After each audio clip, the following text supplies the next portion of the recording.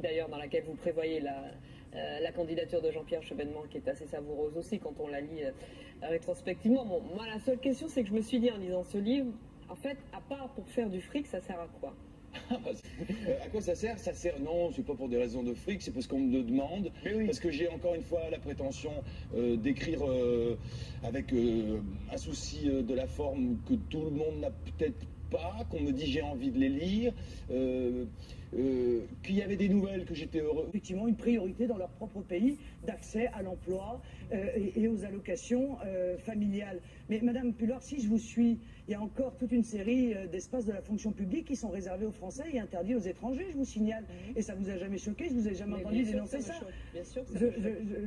Bon, je vous rappelle que c'est rigolo d'ailleurs parce que votre père avait signé un manifeste pour la Martinique aux Martiniquais. La Martinique aux Martiniquais. Bon, donc moi c'est la France aux Françaises. Bon. Vous voulez qu'on parle de votre père, il n'y a pas de souci. Et au passage, puisque vous me permettez. Être élus dans leur mairie, dans leur circonscription, n'ont pas à avoir honte du travail qu'ils font, bien au contraire. D'ailleurs, les non, résultats... lorsque je parle de honte, je parle de honte de la direction de l'UMP. Mais l'UMP, je ne parle ce pas sont du des militant ou de l'adhérent ou du sympathisant. Les élus, attendez, on est Oui. élus dans nos collectivités. Ou Moi, des élus, oui. je n'ai pas honte de mon travail, Oui. ni dans ma ville, ni dans ma circonscription, ni à la tête du groupe UMP. Donc, Le il ne 28 faut pas mai. non plus partir dans tous les sens sur ce mais sujet. on ne part pas dans tous les sens, Christian Jacob. Aucun président de la Ve République n'a été aussi impopulaire que vous. Déception profonde, crédibilité envolée. Si vous aviez voté pour François Hollande il y a 2 ans, et vous l'avez fait, vous avez voté pour François Hollande il y a 2 ans, seriez-vous déçu? Je serais impatient? Pas déçu. Je savais quelle était la situation du pays. Je n'avais pas d'ailleurs dissimulé. Elle était grave. Des déficits considérables, une dette qui avait progressé de 600 milliards, une perte de compétitivité, une zone euro qui était dans la turbulence. Enfin, franchement, je ne m'attendais pas à ce qu'il y ait, dès le lendemain, des lendemains qui auraient chanté. Président d'honneur du Front National, Jean-Marie Le Pen. Bonjour Jean-Marie Le Pen. Bonjour. Vous vous faites rare ou on vous oblige à être rare? C'est rare, probablement. Oui, enfin, on ne m'oblige pas, mais je crois qu'on m'invite moins. Oui, pas seulement. On a tort. Parce que dans votre propre parti, on vous considère encore comme un gêneur. Comme si vous étiez coupé de la pas nouvelle du tout, génération. non, Le gêneur, Le Pen. On me considère comme un sage, comme un gourou en quelque sorte. Joly sera présente au deuxième tour. Je ne peux pas vous répondre aujourd'hui. Ce serait mentir que de dire avec certitude que oui. Mais en tout cas, ce pourquoi Au deuxième tour oui, c'est pas l'évidence. On va se dire les choses franchement. Mais ce pourquoi nous travaillons tous, Eva Joly d'ailleurs, qui est notre candidate et qui porte très bien cette orientation-là. Sa candidature n'est pas en danger aujourd'hui. c'est- Faire l'inverse, justement. Alors, c'est déjà bien, on a un point d'accord. Rendez-vous compte, c'était pas gagné. Hein? Parti comme vous étiez parti. Alors, donc vous êtes bien d'accord que j'ai le droit de leur parler. Parce que comment on fait revenir vers le camp républicain des gens qui sont partis? Ils sont partis pourquoi? Vous n'avez pas posé la question? Parce qu'ils souffraient. Et ça sert à rien de les culpabiliser. Surtout quand on souffre moins qu'eux. Voter pour Le Pen, c'est un acte de désespoir. Chaque fois qu'on a baissé les charges sociales, il y a un récent rapport de l'INSEE qui est très intéressant, qui montre que les allègements de charges de 93 à 97 ont créé 400. Ça a été contesté par tous les économistes, le rapport. Non, mais je ne sais pas les économistes d'eau. En tout cas, l'INSEE existait avant les 10 L'INSEE a contesté ce rapport lui-même. Ah bon, peu importe, continuez. Alors, baisse des charges. Enfin, pardon, on n'est pas à l'université. Enfin, je veux dire, excusez-moi, mais continuez. Merci, merci, monsieur le professeur. Non, mais si vous étiez mon élève, vous n'auriez pas fait cette erreur. Non, mais pardon, mais je ne le suis pas, justement. Bon, justement, c'est c'est pour peut-être ça. dommage pour Alors, moi, mais enfin, merci de me donner l'autorisation de continuer, Je vous en avec prie. Chabot. Je vous en prie. Mais ça ne se passe pas comme ça. Chacun peut avoir ses convictions. Pas pour La les question convictions, de l'allègement des charges, ses convictions.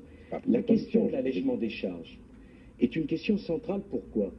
Parce que chaque fois qu'on allège les charges, on rend le coût du travail moins cher. Heureusement libertaire, qui est un provocateur, qui est un jongleur de mots. Parfois, le mot retombe bien, parfois le mot retombe mal. Mais dans le concret, madame, qu'a-t-il fait de mal? Donc les mots ne sont pas des actes, c'est ce que vous dites. Les mots peuvent être, à un moment donné, quand ils sont reliés à l'exercice du pouvoir, des actes. Oui. Mais les mots, quand ils sont des jeux de mots, je vous renvoie à Freud et à l'extraordinaire étude qu'il a fait là-dessus, expriment tout autant ce que l'autre ressent que ce que l'homme dit. Je vais prendre un exemple.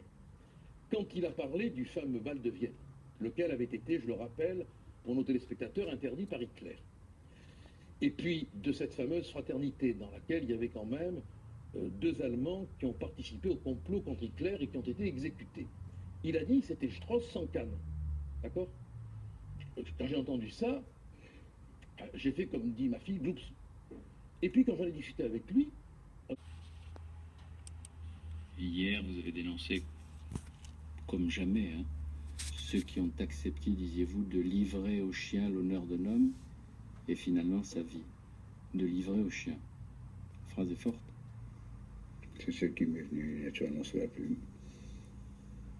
Il était écrit, je me suis dit, oh, c'est peut-être un peu fort. D'autant plus que j'aime beaucoup mieux les chiens que les gens auxquels je pense. Mais finalement, j'ai dit, ben non. J'exprime ce que je pense. Toutes les explications du monde ne justifieront pas qu'on ait pu livrer au chien l'honneur d'un homme et finalement sa vie au prix d'un double manquement de ses accusateurs aux lois fondamentales de notre République, celle qui protège la dignité et la liberté de chacun d'entre nous.